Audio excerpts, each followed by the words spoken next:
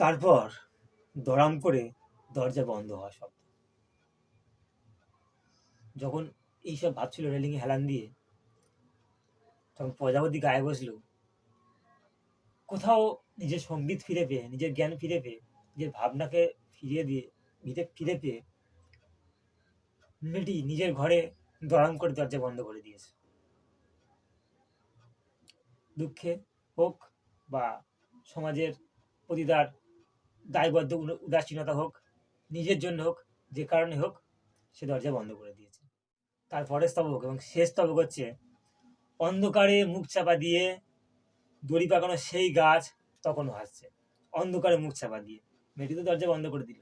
তারপরে প্রসঙ্গে চলে যাচ্ছে কবি সেই গাছের কাছে, যে গাছটি পাথর ফুটো করে, পাথরের মধ্যে দিয়ে শিকড় সঞ্চার করে, পাথরের মধ্যে দিয়ে শিকড় প্রবেশ করিয়ে, পাথর ফাটিয়ে দিয়ে, যে গাছ মাটি অবধি প্রবেশ করেছে এবং জল বা শোষণ করে নিজের যে অঙ্গ প্রত্যঙ্গ অর্থাৎ পাতা তার গায়ে গজিয়েছে, সারা গাছ কচি কচি পাতায় ভরে গেছে, সেই গাছ, দড়ি পাকানো সেই গাছ তখন হাসছে।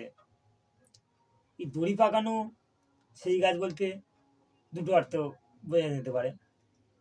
একটা অর্থে নেগেটিভ দিক ধরা যায়। নেগেটিভ দিকে রয়েছে আত্মহনন করার একটা দিক। তো যেহেতু এই কবিতা আশাবাদের কবিতা, এই কবিতায় ছত্র ছত্র কবি আশাবাদের কথা বলেছে, সেহেতু পজিটিভ দিকটাই ধরা ভালো।